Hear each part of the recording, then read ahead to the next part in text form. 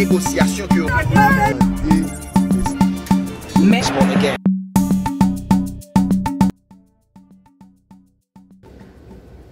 Bonjour, bonsoir mesdames et messieurs. Il y a un plaisir pour décision d'amicaux avec vous. Aujourd'hui, c'est 31 décembre 2024 et quelques heures. Et 2024, là, les mêmes là, quittez nous, c'est 2025 qui prend la rentrée.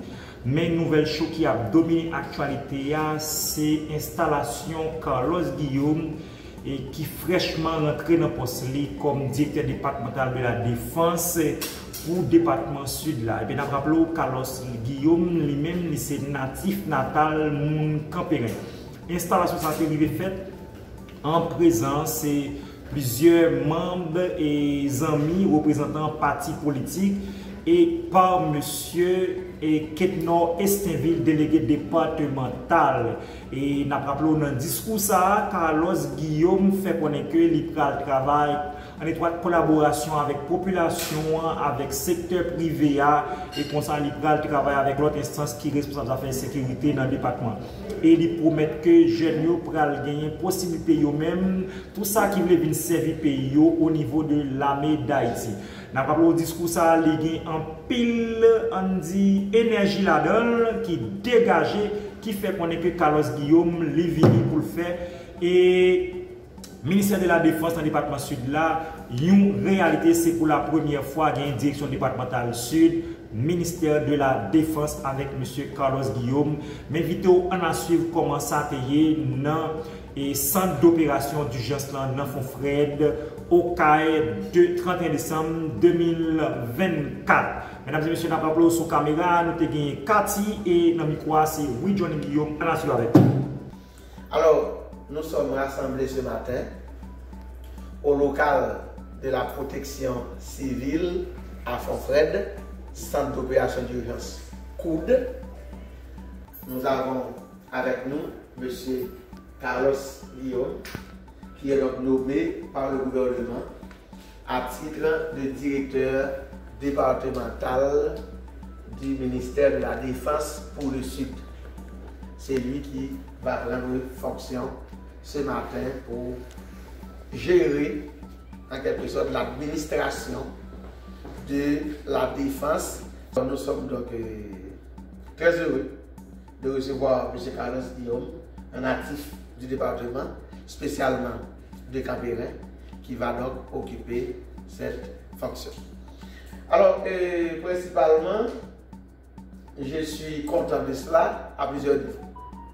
Premièrement, quand on a un jeune garçon formé dans le pays et qui se trouve dans une situation où l'État peut utiliser ses services pour nous aider dans la situation où nous sommes, c'est déjà une première chose, c'est une satisfaction pour lui comme personne. Deuxièmement, jouer le rôle de directeur départemental dans le département du Sud, c'est pour la première fois que cela se fait. Et la fonction de directeur départemental donne à M. Carlos Guillaume le droit d'être d'office un membre, un maillon essentiel dans le Conseil de sécurité du Sud dès aujourd'hui. Et après lui, le colonel va venir, et après lui, un bataillon ou bien plusieurs bataillons s'il le faut, des forces armées d'Haïti sont en route pour arriver dans le département. C'est-à-dire c'est ce qui me rend heureux, qui me rend fort et qui me met dans une situation où je dois applaudir, collaborer et aider à ce que tout se passe bien pour arriver à cette situation. Dans ce cas, M. Carlos Guillaume, en vertu des pouvoirs qui me sont conférés, tant par le gouvernement et votre ministère en particulier, désormais, vous êtes déclaré directeur départemental du ministère de la Défense dans le Sud. Et vous allez donc jouir et profiter et également travailler, produire des services en conformité avec votre travail. Merci.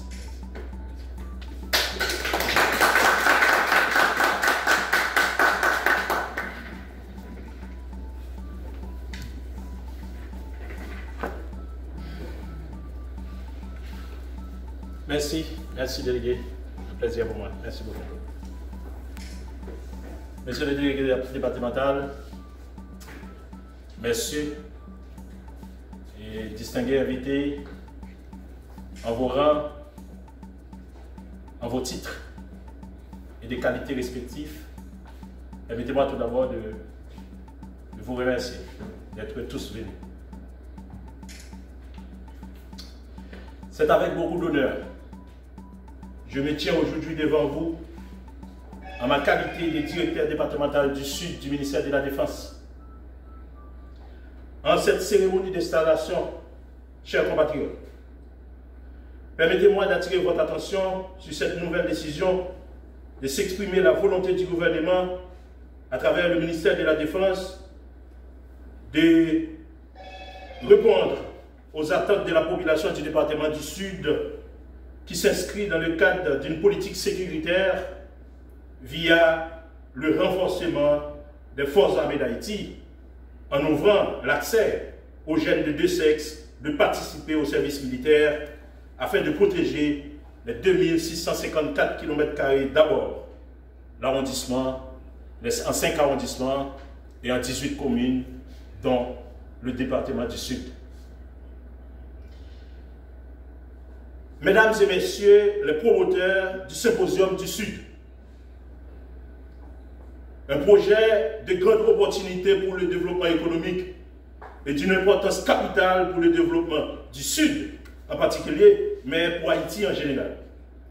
Le ministère de la Défense, par le biais du ministre Jean-Michel Moïse, prend acte et prêt à anticiper aux besoins sécuritaires du département afin d'accoucher ce grand projet. La sécurité d'abord. La sécurité est la combinaison des matériels techniques et personnels qui travaillent pour prévenir le crime. Dans un champ de 90% de communication pour faire avorter les tentatives criminelles et de 10% d'attaques pour intervenir et combattre les actions criminelles.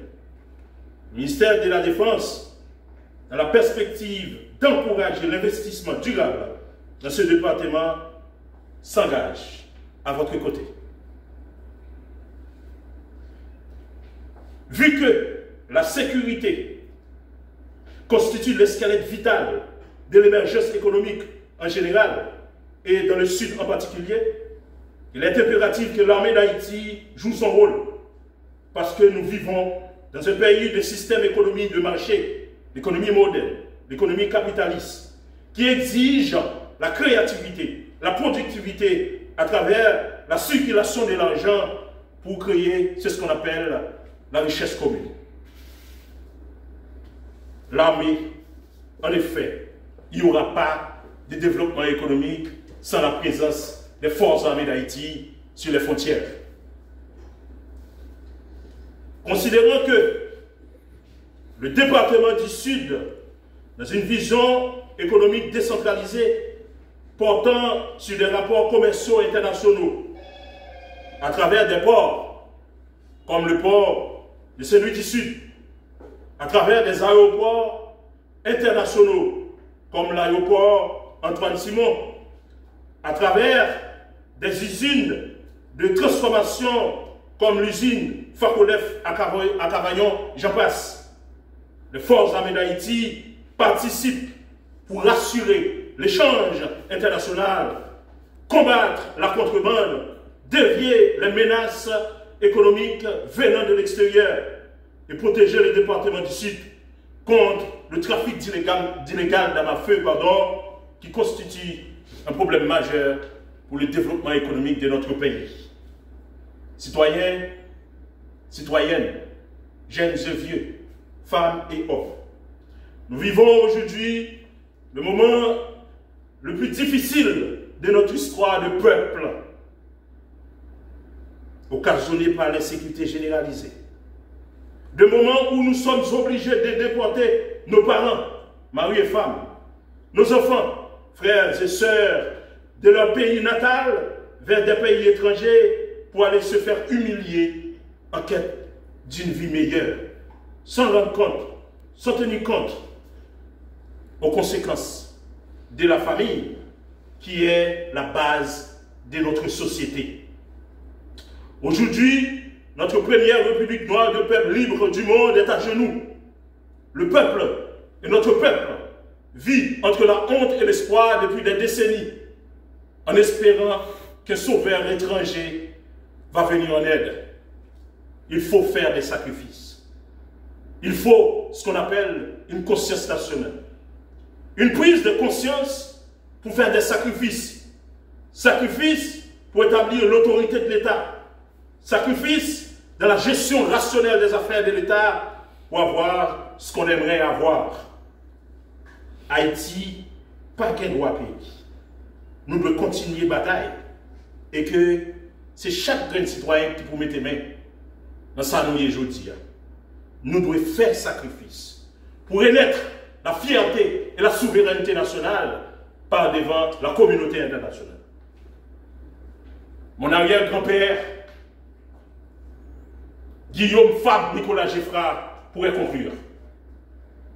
Avec une résistance démocratique, le Sud vaincra et Haïti vivra économiquement libre. Merci.